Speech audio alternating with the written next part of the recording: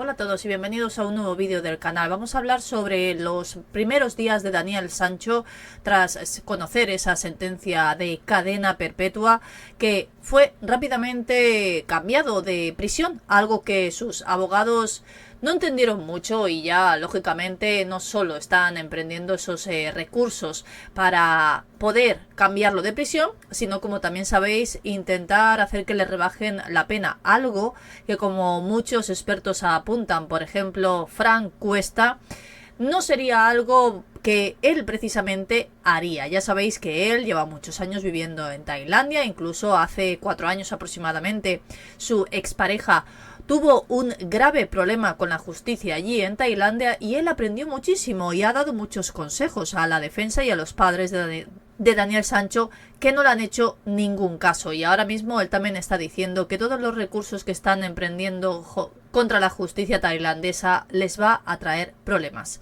Pero a pesar de que ya les han dicho a todos los trabajadores de la nueva prisión donde estaría Daniel Sancho que no hablen absolutamente nada con medios, no está siendo del todo así. Os voy a contar todo lo que se sabe sobre no solo esa prisión, sino sobre los primeros días de Daniel Sancho allí, más solo que nunca, y nos explican también el motivo que hace que se eternice esa cuarentena en prisión, que de hecho ni siquiera puede hacer videollamadas. Ya no es que no pueda tener contacto con nadie del exterior, ni sus abogados, ni siquiera sus padres, sino que ni siquiera puede estar con el teléfono. Ya no solo videollamadas, que ya sabéis que lógicamente no puede tener el teléfono, pero tampoco puede salir a realizar esa llamada que todos los presos pueden hacer, como todos ya sabemos.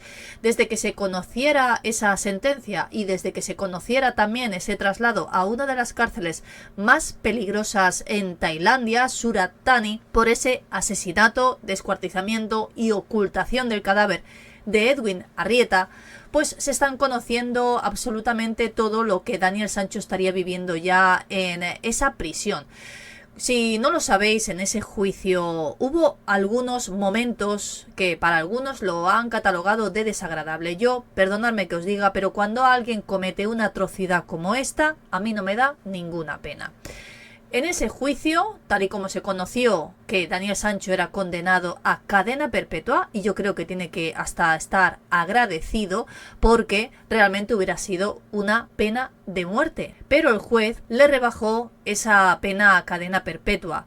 Tras conocer esa sentencia empezó a llorar, no solo él, sino también su madre, su padre, que siempre lo hemos visto bastante más frío, pues también, aunque con la cara desencajada se le notaba lo que estaba viviendo, pero no se le vio en ningún momento una sola lágrima.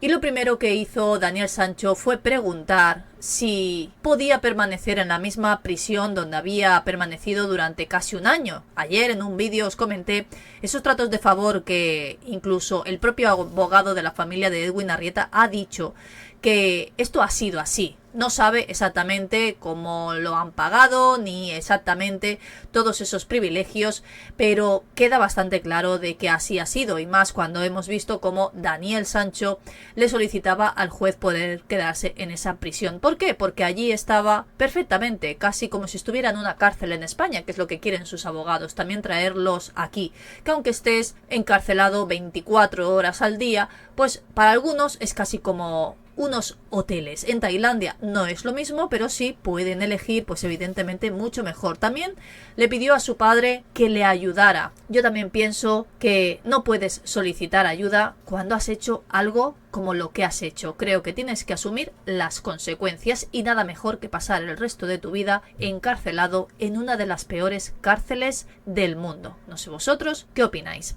Pero tras esa sentencia, a las 24 horas el juez decidía trasladarlo a esa nueva prisión, y es fácilmente entendible. En la prisión donde estaba Daniel Sancho, en Koh Samui, es para encarcelados que no hayan pasado por un juicio o que no hayan cometido un delito de sangre. Daniel sollozó ante el juez cuando escuchó la sentencia. Le pidió por favor que no se produjera el cambio de prisión, y según informaciones que llegan desde Tailandia, se trataría de una de las peores cárceles en las que ahora mismo se encuentra. Pero aparte de eso, está teniendo para algunos mala suerte, para otros está recibiendo lo que se merece. Porque como pronto y teniendo mucha suerte hasta el próximo día 5 de septiembre no va a poder recibir llamadas ni visitas ni ningún tipo de contacto con el exterior. Y tiene bastante lógica esta explicación y así os lo voy a explicar. Tal y como ya le ha ocurrido en la cárcel anterior en Tailandia hace un año aproximadamente, tras el registro de entrada de Daniel Sancho, pues hay que pasar unos días de obligada cuarentena por el tema del COVID. Es algo completamente habitual en todas las cárceles de Tailandia. Y más o menos esa cuarentena va entre 6 y 10 días. Pero, ¿qué pasaría si alguno de los reclusos que están junto a él dan positivo? Pues que, por eso nos ponen en el título, que podría eternizarse. El escenario mencionado es el mejor en que podría suceder ahora mismo para Daniel Sancho, que sea bastante rápido y que dentro de apenas 2 días pueda estar ya dentro de esa cárcel. Ahora está en un módulo especial con pocos reclusos, casi como en una enfermería, como estaban los primeros días en esa prisión de Tailandia. Y sí, el día 5 puede ya pasar, digamos, ese control, esa cuarentena. Para él quizás sería un poquito más fácil porque ya podría ver a todos sus familiares, incluida poder hablar con su abuela, que lo suele hacer por videollamada. Algo a lo que estaba acostumbrado en esa cárcel de Tailandia. Ahora está completamente solo y aislado. Desde su entrada en esa prisión, Daniel se encuentra en una austera celda con otros presos que también están pasando esa cuarentena. Por ejemplo, si el jueves alguno de ellos da positivo, todos, absolutamente todos, tendrían que seguir recluidos en esa pequeña celda, en ese espacio de aislamiento, hasta que uno a uno vayan dando negativo. Por eso podría eternizarse. Por lo que ha trascendido, que ha sido poco, esto no ha sido el único de los problemas para Daniel Sancho cuando ha llegado a ese centro penitenciario, porque como bien nos cuentan, los primeros minutos en que llegó a esa prisión lo pasó muy mal, porque no podía comunicarse con ninguno de los funcionarios, ya que ninguno de ellos hablaba inglés. Y así es como lo ha relatado incluso uno de los guardias de seguridad, que lógicamente han querido mantener su anonimato porque podría tener problemas, porque como os he dicho al principio del vídeo, está completamente prohibido dar cualquier tipo de información. Y él explicaba que además que sí, es cierto que se ha solucionado bastante rápido ese inconveniente de Daniel Sancho porque tiene que hablar con todos ellos en inglés, lo que hizo fue solicitar un intérprete. Poca información más se tiene sobre él, pero como habéis visto sí que se van filtrando algunos detalles. Pero este no será seguramente el último traslado de Daniel Sancho, porque como bien han explicado desde la Fundación 34, el propio director Javier Casado dice que Sancho ha sido trasladado a una prisión provisional por su condena de primera instancia. Si después de los recursos el Tribunal Superior de Justicia ratifica esa condena, irá entonces a la prisión de Bangkok, donde van todos los extranjeros que están teniendo unas condenas largas. Así lo ha explicado para el medio digital 20 minutos. Tanto es así que durante el tiempo en el que va a durar todos los recursos sobre esa sentencia, Daniel Sancho estará en un módulo de preventivos hasta que se produzca finalmente ese fallo por el Tribunal Supremo. Así que va a continuar viviendo un poquito mejor que los demás, porque como estáis viendo no va a ser internado con el resto de reclusos, porque su sentencia no es firme, que es lo que no entendían sus propios abogados. Ellos esperaban que hasta que no fuera firme la sentencia no podía ser trasladado.